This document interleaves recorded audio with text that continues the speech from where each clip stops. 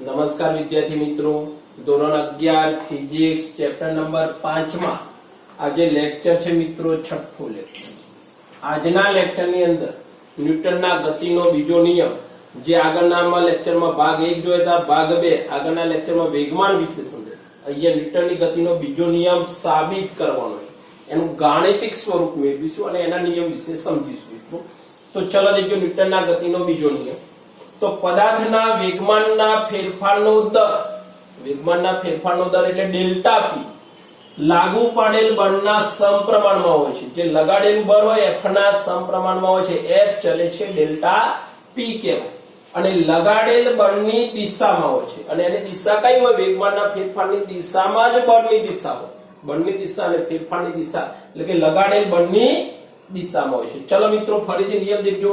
પદાર્થના વેગમાનના ફેરફારનો દર ડેલ્ટા પી લાગુ પાડેલ બળના સમપ્રમાણમાં હોય છે. F સદિશના સમપ્રમાણમાં અને લગાડેલ બળની દિશામાં હોય છે. ચલો દેખજો આગળ. ધારો કે બે જુદા જુદા દરના પદાર્થો લઈ લો. બે પદાર્થના દર કેવા છે મિત્રો? જુદા જુદા. બંને પદાર્થ પ્રારંભમાં સ્થિર છે. બંને પદાર્થ પ્રારંભમાં કેવા છે મિત્રો? સ્થિર છે. આપણે માની લ્યો કે એક સાયકલ છે ને એક ટ્રક છે. બંનેના દર કેવા થયા? જુદા જુદા. પ્રારંભમાં સ્થિર છે. તેમના પણ નિશ્ચિત બળ, બંને ઉપર નિશ્ચિત બળથી ધક્કો મારો તો નિશ્ચિત સમયગાળામાં, સમયગાળો 5 સેકન્ડ લઈએ તો કોણ વધારે ઝડપ પ્રાપ્ત કરે છે, કોણ ઓછી ઝડપ પ્રાપ્ત કરે છે વિચારજો. માટે લગાડવામાં આવે તો હલકો પદાર્થ ભારે પદાર્થ કરતા વધારે ઝડપ પ્રાપ્ત કરે છે. મતલબ કે સાયકલની ઝડપ વધારે પ્રાપ્ત થાય છે, ટ્રકની ઝડપ ઓછી પ્રાપ્ત થાય છે. બે વસ્તુઓ છે. સમાન બળથી ધક્કો મારીએ છીએ ત્યારે મિત્રો સમજજો ખાસ. હવે સાયકલનું દર ઓછું છે, ઝડપ વધારે, પણ વેગમાન p બરાબર mv. દર ઓછું પણ વેગ વધારે, તો ગુણાકાર કરશો ત્યારે જે p મળ્યો એ જ વેગમાન ટ્રક વડે મળતા વેગમાન જેટલું જ હોય. કેમ? તો ટ્રકનું દર વધારે છે, વેગ ઓછો છે, પણ ગુણાકાર કરો દર અને વેગનો એટલે આગળના વેગમાન જેટલો જ મળે. જે સાયકલનું વેગમાન હતું એટલું જ ટ્રકનું વેગમાન મળે છે. તો દેખજો મિત્રો અહીંયા માટે કે નિશ્ચિત સમયગાળા માટે લગાડવામાં આવે તો હલકો પદાર્થ ભારે પદાર્થ કરતા વધારે ઝડપ પ્રાપ્ત કરશે, એટલે સાયકલ વધારે ઝડપ પ્રાપ્ત કરશે. પરંતુ લાસ્ટ અવલોકન દર્શાવે છે કે તે સમયગાળાના અંતે બંને સમયગાળા સરખા થઈ જાય કે સાયકલ અને ટ્રક બંને પદાર્થના વેગમાન તો કેવા મળે મિત્રો? સમાન જ મળે. ટ્રકનું વેગમાન અને સાયકલનું વેગમાન મિત્રો કેવા થાય? સમાન થાય. તો આ વેગમાનનો ફેરફારની વાત કરી. હવે એના આધારે એક બીજી ઘટના લઈએ. માટે તારણ કહી શકાય.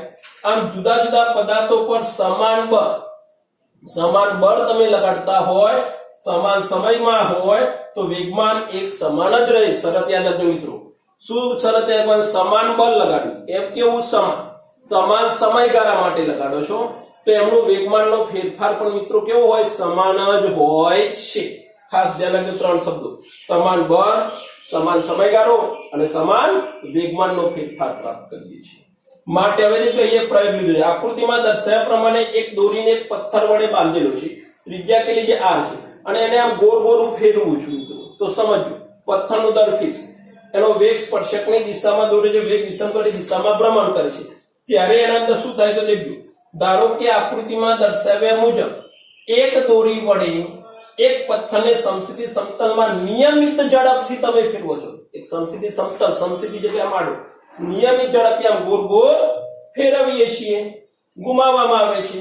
તો આ પ્રકારની ગતિમાં વેગમાનનું મૂલ્ય નિશ્ચિત છે. વેગમાન p કેટલા નિશ્ચિત? કેમ મિત્રો? તો સમજો. પથ્થરનો દર એમ કેવું છે? અચળ. અને તમે જે ફેરવો છો એનો વેગ પણ કેવો? વેગનું મૂલ્ય અચળ, પણ વેગની દિશા સતત બદલાય છે મિત્રો. માટે કહેવાય એમ અને v નો ગુણાકાર કેવો? અચળ. એટલે વેગમાન અચળ રહે છે. વેગમાનનું મૂલ્ય કેવું હોય? નિશ્ચિત. મૂલ્ય નિશ્ચિત, પણ તેની દિશા નિશ્ચિત ના થાય. દિશા તો સતત બદલાય. અહીંયા સ્પર્શકની દિશામાં આટલા આ બાજુ નીચે, અહીંયા આ બાજુ નીચે. વેગની દિશા એ વેગમાનની દિશા કહેવાય. માટે કહી શકાય, પરંતુ તેની દિશા સતત બદલાયા કરે છે. આમ પથ્થર દોરીને બાંધે એની દિશા સતત બદલાય. જેમ વેગની બદલાય એમ વેગમાનની પણ મિત્રો બદલાય છે. ક્લિયર? આકૃતિ વિશે આપણે સમજાવ્યું. માટે આ વેગમાન સદિશમાં ફેરફાર કરવા માટે બળની જરૂર પડે છે. વેગમાનનો ફેરફાર જો તમારે કરવો હોય તો એના અંદર વધારાનું બળ કંઈક લગાડો બાહ્ય, પણ તેનો વધઘટ એવો ફેરફાર કરી શકાય. ક્લિયર મિત્રો? ચલો રીતે આગળ. આ બળ આપણે કોના દ્વારા પૂરું પાડીએ છીએ? આમ હાથ વડે દોરી મારફતે લગાડીએ. દોરી છે અને હાથ વડે આપણે ગતિ કરાવીએ છીએ. અને અનુભવ સૂચવે છે કે પથ્થરને વધારે ઝડપથી અથવા નાની ત્રિજ્યાના વર્તુળમાં ઘુમાવો, નાની ત્રિજ્યા દોરી અને તમે ઝડપથી ઘુમાવો, વર્તુળાકારમાં ઘુમાવો કે બંને કરવામાં આવે માટે મોટું બળ લગાડવું પડે છે જો મોટા પ્રવેગ કે વેગમાનના સદિશના મોટા દળ સાથે સંકળાયેલા હોય છે. દેખજો નાનામાં ઘુમાઈએ છીએ તો બંને કરવા માટે મોટું બળ, જેમ ફેરવવા માટે કેવું બળ લગાડવું પડે? મોટું બળ લગાડવું પડે. પણ જો મોટા પ્રવેગ એ મોટું કે વેગમાનના સદિશનો મોટો દર, વેગમાનના સદિશનો મોટો દર સાથે સંકળાયેલા છે, દર એટલે ડેલ્ટા પી અપોન ડેલ્ટા ટી. આમ વેગમાન સદિશમાં ફેરફારનો દર મોટો હોય, ડેલ્ટા પી અપોન ડેલ્ટા ટી મોટા હોય તો લગાડેલું બળ પણ કેવું થાય મિત્રો? મોટું. જેટલો વેગમાનનો ફેરફાર મોટો, સમયગાળો કેવો લેવાનો? નાનો, ત્યારે બળ કેવું પ્રાપ્ત થાય આપણને? મોટું મિત્રો. કારણ કે એફ સદિશ ચલે છે ડેલ્ટા પી અપોન ડેલ્ટા ટી. માટે આ તો બેઝિક સમજૂતી આપણે આટલી સમજાય મિત્રો, બીજો નિયમ લેતા પહેલા. અને હવે બીજો નિયમ કે આ પૂછાય ન્યૂટનની ગતિનો બીજો નિયમ લખી અને સમજાવ તો આ બધું તમારા અંદર લખવું પડે છે, સમજૂતી પછી સાબિતી કરશે. ચલો દીકરી, બળ કેટલું લગાડતા હતા? એફ સદિશ. કેટલા સમય માટે? એ ડેલ્ટા ટી સમય માટે. કોના ઉપર લગાડ્યું? એમ દળના પદાર્થ પર લગાડતા. તેનો વેગ, પ્રારંભિક વેગ કેટલો? વી સદિશ થી બદલાઈને અંતિમ વેગ કેટલો થાય? વી સદિશ પ્લસ ડેલ્ટા વી સદિશ થાય તો તેના વેગમાનનો ફેરફાર, પ્રારંભિક વેગમાન કેટલું? પી સદિશ બરાબર એમ વી સદિશ. અંતિમ વેગમાન કેટલું? થોડા સમય પછી ડેલ્ટા પી સદિશ બરાબર એમ ડેલ્ટા વી સદિશ જેટલો ફેરફાર થાય છે. પ્રારંભિક વેગમાન હોય તો જેમ વેગમાં ફેરફાર થયો, વી હતો, વીના અંદર કેટલો વેગ વધ્યો? ડેલ્ટા વી જેટલો. તો વેગમાનના ફેરફારમાં પણ કેટલો વધારો થાય? પી હતો તો એનો જગ્યાએ કેટલા થાય? ડેલ્ટા પી જેટલો વધારો થાય છે મિત્રો. તો આ તમને ફેરફાર કરશે કે વેગ પછી વેગમાન કેવી રીતના બદલાય છે એના વિશે લખ્યું. માટે ગતિના બીજા નિયમ અનુસાર એફ સદિશ ચલે છે ડેલ્ટા પી સદિશ અપોન ડેલ્ટા ટી. વેગમાનના ફેરફારનો દર એ એના પર લગાડેલ બાહ્ય બળના સમપ્રમાણમાં હોય છે. જેટલો વેગમાનનો ફેરફાર મોટો એટલું બળ મોટું થાય. અથવા ચલે છે નિકાલો તો અચળાંક કે અચળાંક તરીકે શું લીધા? સ્મોલ કે. જ્યાં સ્મોલ કે શું છે? સપ્રમાણતા અચળાંક છે. માટે સમીકરણ એફ સદિશ બરાબર કે ડેલ્ટા પી સદિશ અપોન ડેલ્ટા ટી સમીકરણ નંબર 1 કહીએ છીએ. ક્લિયર? હવે દેખજો આ તો ડેલ્ટા પી મળ્યા, પણ સમયગાળો કેવો લેવાનો મિત્રો? જેટલો બને એટલો નાનો. એટલે સૂક્ષ્મ ડેલ્ટા ટી ટેન્ડ્સ ટુ 0 માં લક્ષ લેતા તો લિમિટ લઈએ તો આવું થાય મિત્રો. એફ સદિશ બરાબર limit delta T tends to 0 કે ડેલ્ટા પી અપોન ડેલ્ટા ટી. તો ડેલ્ટા શું થાય? ડી માં રૂપાંતર થશે. તો શું થશે? કે ડીપી સદિશ અપોન ડીટી કહીએ છીએ. એફ સદિશ બરાબર કે ડીપી સદિશ અપોન ડીટી. તો વેગમાનનું વિકલન દર્શાવે છે સમય સાથે. શું દર્શાવે મિત્રો? વેગમાનનું વિકલન. થઈ ગયું કે અચળાંક છે એટલે એકમ રહી છે અને નિગ્લેક્ટ કરી શકાય છે મિત્રો. સમીકરણ નંબર 2. ક્લિયર? હવે દેખજો આ ડીપી અપોન ડીટી ની અલગથી હું કિંમત શોધું છું મિત્રો, ધ્યાન રાખજો. અહીંયા જે પથ્થરમાં જે દોરી વડે પ્રયોગમાં લેશો, કોઈ પણ વસ્તુનો પ્રયોગ લેશો એમાં દર કેવું હોય મિત્રો? અચળ હોય. દર બને ત્યાં સુધી કોઈ પણ પદાર્થ ઉપર બળ શોધવા જાઓ છો તો તમારું દર અચળ જ રહેવાનું છે, વસ્તુનો દર બદલાશે નહીં. પરંતુ એ વસ્તુમાં શું બદલાય? વેગ બદલાય. વેગ બદલાય છે એટલે વેગમાનનો ફેરફાર. તો હવે એના માટે આપણે આગળ જઈએ. ચલો દેખો, દર અચળ છે. દર કેવું લેવાનું છે મિત્રો? અચળ હોય ત્યારે ડીપી સદિશ અપોન ડીટી બરાબર ડી અપોન ડીટી પી ની જગ્યાએ કેટલા મૂક્યા? એમ વી સદિશ. જે આગળના પહેલા ભાગમાં આપણે તમને સમજાયા હતા.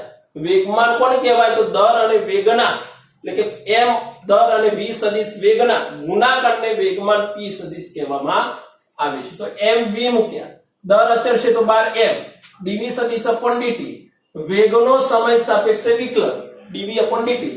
શું દર્શાવે? આગળ ત્રીજા ચેપ્ટરમાં જોઈ ગયા છે, પ્રવેગ ચોથા ચેપ્ટરમાં. એ સદિશ સદિશ સ્વરૂપ છે એમ એ સદિશ. સમીકરણ નંબર 3. તો ડીપી અપોન ડીટી ની કિંમત આપણે કેટલી લાયા? એમ એ સદિશ કહેવાય. ડીપી અપોન ડીટી બરાબર શું થાય? એમ એ સદિશ. અને આપણને યાદ રાખજો એમ ડીવી અપોન ડીટી. કારણ કે અમુક જગ્યાએ આગળ જેમ જેમ જશો ને 11 માં એમ આ સમીકરણનો ઉપયોગ થશે. બીજો નિયમ ખાસ આઈએમપી છે મોસ્ટ, એટલે એને લખીને તમારે તૈયાર કરતા જવાનું છે. હવે જો સમીકરણ 2 અને 3 પરથી શું કહી શકાય? કે ડીપી અપોન ડીટી છે તો કે નહીં, ડીપી અપોન ડીટી ની જગ્યાએ શું? કે એમ. તો f સદિશ બરાબર k m a સદિશ સમીકરણ નંબર 4. આના પરથી આપણે વ્યાખ્યા બોલીએ. આના પરથી વ્યાખ્યા બોલવીએ તો શું કહી શકાય? આ બળ એ દર અને પ્રવેગના ગુણાકારના સમપ્રમાણમાં છે. દર અને પ્રવેગનો ગુણાકાર કરીએ તો એના સમપ્રમાણમાં કહી શકાય આ રીતે f સદિશ ચલે છે m a સદિશ. મિત્રો આ રીતે દર્શાવી શકાય. ક્લિયર? તો આ થઈ ગયું ન્યૂટનના ગતિના બીજા નિયમનું ગાણિતિક સ્વરૂપ. કયું સ્વરૂપ કે મિત્રો? ગાણિતિક સ્વરૂપ. ક્યાંક તમારો બીજો નિયમ કે તો આ બીજો નિયમ છે f સદિશ બરાબર k dp/dt કહેવો તો કહી શકાય કોઈ પણ પદાર્થના વેગમાનના ફેરફારનો સમય દર તેના પર લાગુ પાડેલા બાહ્ય બળ જેટલો હોય છે. ક્લિયર? એ નિયમ હતો. આ એનું ગાણિતિક સ્વરૂપ f બરાબર kma. k અચળાંક છે. હવે k ની કિંમત સમજવા માટે એક લઈ લઈએ. દેખો સમીકરણ 4 પરથી બળનો એકમ વ્યાખ્યાયિત કરતા સરળતા માટે k કેટલા લઈએ છે મિત્રો? 1 લઈએ. તો બીજા નિયમ પરથી હવે બીજો નિયમ પહેલા ભેગો લખું છું. દેખજો સમીકરણ 2 f સદિશ બરાબર k dp સદિશ upon dt થઈ ગયા 2 ઉપરથી. 3 ઉપરથી k m dv upon dt બરાબર k ma સદિશ જનરલ સમીકરણ લખ્યું 2 3 પરથી. બરોબર? ત્યાર પછી k બરાબર 1 મૂકી કાઢો તો આપણું સમીકરણ યાદ રાખવાનું 11 12 બંને ફિઝિક્સ માટે ન્યૂટનની ગતિનો બીજો નિયમ f સદિશ બરાબર dp સદિશ upon dt બરાબર m dv સદિશ upon dt બરાબર m a સદિશ. સમીકરણ નંબર 5. તો આ થઈ ગયું આપણા ન્યૂટનના ગતિના બીજા નિયમનું જનરલ સ્વરૂપ. MCQ માટે ખાસ અહીંયા કોના માટે મિત્રો? MCQ માટે ખાસ એને તૈયાર કરવાનું અને એના ઉપર ફોકસ કરી એના આધારે MCQ એક્ઝામ્પલ પૂછાઈ શકે છે. હવે એને એકમની વાત કરવાની છે મિત્રો. આપણે નિયમ તો તારવી દીધો. હવે એકમમાં અંદર જઈએ તો 1 કિલોગ્રામ દળ લઈએ છે m બરાબર 1 કિલોગ્રામ પ્રવેગ 1 મીટર પર સેકન્ડ સ્કેલ લઈએ તો બળ કેટલું લાગશે? તો બીજા નિયમનું સમીકરણ f બરાબર ma 1 કિલોગ્રામ 1 મીટર સેકન્ડ -2 તો કેટલા થઈ જશે? 1 કિલોગ્રામ મીટર સેકન્ડ -2. જેને બળની શોધ કરનાર વૈજ્ઞાનિક સર આઇઝેક ન્યૂટનના નામ પરથી એને ન્યૂટન વડે પણ વ્યાખ્યાયિત કરે જેને કેપિટલ N વડે દર્શાવે. સંજ્ઞામાં લખો તો કેપિટલ N એક જ અને આખું નામ લખો તો બધા સ્મોલ લેટર ન્યૂટન NEWTON વડે દર્શાવીએ છીએ. તો આ તમને એકમ સમજાવી દીધો મિત્રો. હવે એની વ્યાખ્યા દેખો. દર કેટલું લીધું હતું? 1 કિલોગ્રામ દળના પદાર્થમાં 1 મીટર પર સેકન્ડ સ્કેલનો પ્રવેગ ઉત્પન્ન કરે તો બળને 1 ન્યૂટન કહેવામાં આવે છે. બળને શું કહેવાય? 1 ન્યૂટન. જેને n વડે દર્શાવીએ છીએ. જેને શાના વડે દર્શાવીએ મિત્રો? n વડે દર્શાવીએ છીએ. ત્યાર પછી બળનો એકમ કિલોગ્રામ મીટર સેકન્ડ -2 અથવા વૈજ્ઞાનિકના નામ પરથી કેપિટલ N ન્યૂટન વડે દર્શાવીએ છીએ. એનું પારિમાણિક સૂત્ર બીજા ચેપ્ટરમાં જોઈ ગયા m1 l1 t - 2. પણ તમને યાદ રાખવા માટે મેં કીધું બળનું પારિમાણિક સૂત્ર 112 લાસ્ટ 2 કેવા માઈનસ અને વધારાનો એક સંબંધ MPS અને CGS પદ્ધતિમાં એના એકમનો સંબંધ 1 ન્યૂટન જે MKS છે તો CGS માં એને શું કહેવાય? ડાઇન. બરોબર? તો એ 10⁵ ઘાત. 1 ન્યૂટન બરાબર 10⁵ ઘાત ડાઇન. ઉલટો સંબંધ ક્યાં પૂછાય? 1 ડાઇન બરાબર કેટલા ન્યૂટન? તો 10⁻5 ઘાત ન્યૂટન. 1 ડાઇન બરાબર 10⁻5 ઘાત ન્યૂટન થાય. ઉલટ સુલટ લખતા આવડવું જોઈએ મિત્રો. તો આ તો આપણો ન્યૂટનની ગતિનો બીજો નિયમ. સ્ક્રીનશોટ લઈ તમે લખી શકો છો અને આગળના લેક્ચરની અંદર આ બીજા નિયમના હજી મુદ્દાઓ અગત્યના બાકી છે. એ આગળના લેક્ચરમાં આપણે અભ્યાસ કરીશું મિત્રો. તો આટલા સુધી રાખ્યા છે. થેન્ક યુ વિદ્યાર્થી મિત્રો.